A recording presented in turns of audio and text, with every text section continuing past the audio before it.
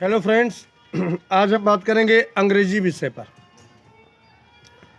Offline में और online में भी काफ़ी लोगों ने कहा कि सर इंग्लिश कुछ बेसिक मतलब 9th 10th ईयर्थ 11th 12th level तक बता दीजिए।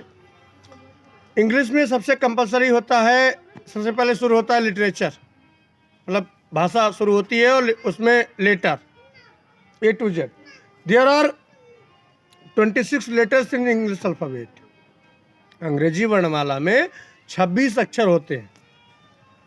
देयर आर 5 वॉवेल्स, 5 स्वर होते हैं, A E I O U, and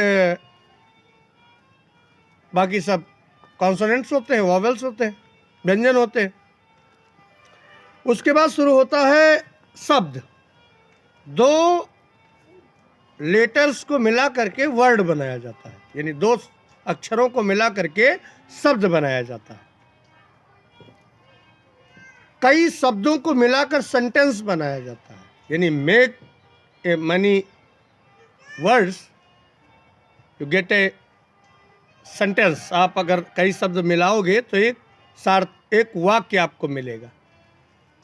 अब वो सार्थक और निरर्थक 2 वाक्य होते हैं, अब वो चाहे जैसा हो, लेकिन अगर आप शब्दों को मिलाएंगे तो उससे वाक्य आपको मिलेगा। उसके बाद जब कई वाक्यों को जोड़ दिया जाता है, जब कई वाक्य जहाँ होते हैं वो पैराग्राफ होता है। जब कई वाक्य जुड़ जाएंगे तो पैराग्राफ हो जाएगा। कई पैराग्राफ को मिला दिया जाता है तो एक पाठ बन जाता है, कई पाठ मिला दिए जाते हैं तो एक किताब बन जाती है, और कई किताबें हो जाती हैं विषयों की तो एक सिलेबस बन जाता है। चलिए आगे बढ़ते हैं। पार्ट ऑफ स्पीच इसमें सबसे इंपॉर्टेंट होता है noun, pronoun, adjective, verb, adverb, preposition, conjunction, interjection और सेंटेंस। इन सब चीज़ों को अगर आप जानते हैं तो इन सब चीज़ों को अगर आप अच्छे से प्रिपेयर किए हैं तो ये इंग्लिश का बेसिक कॉन्सेप्ट है। और उसके बाद फिर आगे बढ़ेंगे हम, तो इसमें पार्ट भी होते हैं, नाउन के पार्ट होते हैं, common noun, proper noun, collective noun, material noun, abstract noun. Pronoun के होते हैं, वर्ब के होते हैं, एडवर्ब के होते हैं, सबके कई भाग होते हैं। उन भागों का भी अच्छे से अध्ययन कर लिए अगर। फिर शुरू करेंगे टेंस। प्रेजेंट इंडेफिनिट पहला टेंस होता है, present continuous, present perfect, present perfect continuous, past indefinite, past continuous, past perfect continuous, future indefinite, future continuous, future perfect continuous. ये 12 टेंस होते हैं। अच्छा, वाक्यों में वाक्य वैसे तो मूल रूप से 5 प्रकार के होते हैं, simple, negative, interrogative and negative exclamatory. लेकिन एक सेंटेंस का 6 या 8 भी बना सकते हैं आप। जैसे राम विद्यालय जाता है, राम विद्यालय नहीं जाता है, क्या राम विद्यालय जाता है, क्या राम विद्यालय नहीं जाता है, राम विद्यालय क्यों जाता है, राम विद्यालय क्यों नहीं जाता है। ये 6 तो मेन हो गए। इसमें आप और जोड़ सकते हैं, राम विद्यालय कहाँ जाता है, राम विद्यालय क्यों जाता है, राम विद्यालय कब जाता है, यानी बहुत सारे वाक्य बन सकते हैं। इसमें सबसे डिफिकल्ट प्रेजेंट इंडेफिनिट होता है। इसके रूल थोड़ा टफ होते हैं, ये आप समझ जाओ। डू डज हेल्पिंग वर्ब होते हैं, डू प्लूरल में, डज हेल्पिंग वर्ब सिंगुलर में लगाया जाता है, सिंपल में इनका प्रयोग नहीं किया जाता है। और उसके बाद सिंपल अगर सिंगुलर पर्सन सब्जेक्ट हो तो मेन वर्ब के साथ यस या यस का प्रयोग किया जाता है। अच्छा, कंटिन्यूअस में is am are helping verb है, वो हर एक कंडीशन में लगाए जाते हैं, चाहे सिंपल हो, चाहे नेगेटिव हो, चाहे इंट्रोगेटिव हो, चाहे इंट्रोगेटिव एंड नेगेटिव हो, सब में is am are helping verb is singular के साथ, आर प्लूरल के साथ और एम आई के साथ प्रयोग किया जाएगा। मेन वर्ब के साथ आईएनजी हर एक कंडीशन में लगाई जाएगी। प्रेजेंट परफेक्ट में पहुंचते हैं। प्रेजेंट परफेक्ट टेंस में हैज और हैव हेल्पिंग वर्ब है। हैज एक वचनकर्ता के साथ, सिंगुलर पर्सन के साथ, हैव बहुवचनकर्ता के साथ, प्लूरल पर्सन के साथ, ऑल कंडीशन में, चाहे वो सिंपल सेंटेंस हो, नेगेटिव, इंट्रोगेटिव एंड नेगेटिव, सब में लगेगा। और मेन वर्ब का थर्ड फॉर्म, यानी मुख्य क्रिया की तृतीय अवस्था का प्रयोग हमेशा किया जाएगा, चाहे जैसा सेंटेंस हो, सिंपल, नेगेटिव, इंट्रोगेटिव, उन सब में मेन वर्ब का थर्ड फॉर्म। फिर हम चौथे पर पहुंचते हैं। चौथा है अपना प्रेजेंट परफेक्ट कंटिन्यूअस टेंस। इसमें रहा है, रही है, रहे हैं वाक्य के अंत में रहेगा और टाइम दिया रहेगा।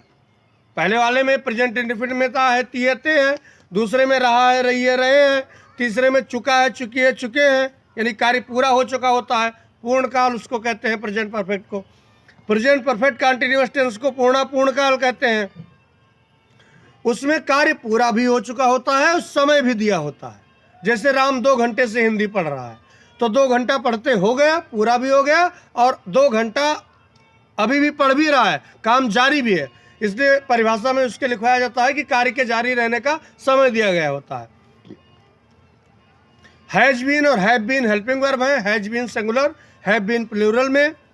सिंस और फॉर, सिंस निश्चित समय के साथ, फॉर अनिश्चित समय के साथ। हम आपको एक ट्रांसलेट करके बताते हैं कि इसमें कैसे होता है। जैसे राम 2 घंटे से हिंदी लिख रहा है, तो Ram has been writing the Hindi for 2 hours. और अगर सीता 2 बजे से कविता याद कर रही है, तो Sita has been learning the poem since 2 o'clock।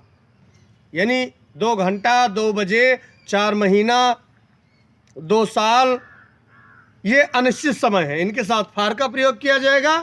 और 1999 से, बुधवार से, शुक्रवार से, 15 तारीख से, 4 बजे से, ये सब निश्चित समय है। इनके साथ सिंस का प्रयोग होगा और उनके साथ अनिश्चित के साथ फार का प्रयोग होगा। ये हो गए प्रेजेंट के चारों। अब पास्ट के जो चारों हैं, प्रेजेंट के चारों आप अच्छे से स्टडी कर लीजिए, इसको समझ लीजिए। कोई डाउट हो तो कमेंट के माध्यम से आप हमारे चैनल पर बताइए। हम प्रेजेंट का चारों जब क्लियर कर देंगे तो अगले वीडियो में हम पास्ट का चारों बता देंगे। प्रेजेंट का चारों आप समझ ही गए हैं। Present indefinite, continuous, perfect, perfect continuous, present indefinite सामान्य वर्तमान काल, प्रेजेंट कंटिन्यूअस वर्तमान अपूर्ण काल, प्रेजेंट परफेक्ट वर्तमान पूर्ण काल, कार्य पूरा हो चुका होता है, और प्रेजेंट परफेक्ट कंटिन्यूअस टेंस पूर्ण अपूर्ण काल। प्रेजेंट के हमने चारों रूल्स, ट्रांसलेशन के नियम्स आपको बता दिए। जैसे परफेक्ट टेंस में लिया है, दिया है, गया है, आया है, खाया है, पिया है, ये भी हो सकता है। जैसे राम विद्यालय जा चुका है, चाहे राम ने खाना खा लिया है, बात एक ही है, Ram has eaten the food. तो प्रेजेंट आज कंप्लीट किए। कमेंट के माध्यम से आप हमें बताइएगा। जो त्रुटियां होंगी उसे हम सुधारेंगे, आप जो चाहेंगे उसे हम समझाएंगे, और उसके बाद अगले वीडियो में हम पास्ट का चारों क्लियर करेंगे,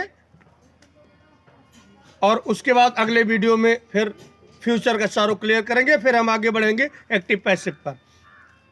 तो हमारे अभिभावक जो हमें देख रहे हो, अपने बच्चों के लिए और अपने लिए हमारे चैनल को आशीर्वाद स्वरूप सब्सक्राइब करें, और बच्चे हमारा उत्साहवर्धन के लिए सब्सक्राइब करें। वीडियो को लाइक करिए और मेहनत करके पढ़िए। मंजिलें उन्हें को मिलती हैं जिनके सपनों में जान होती है। ध्यान दीजिएगा, मंजिलें उन्हीं को मिलती हैं जिनके सपनों में जान होती है। पंख से कुछ नहीं होता, हौसले में उड़ान होती है। पंख से कुछ नहीं होता, हौसले में उड़ान होती है।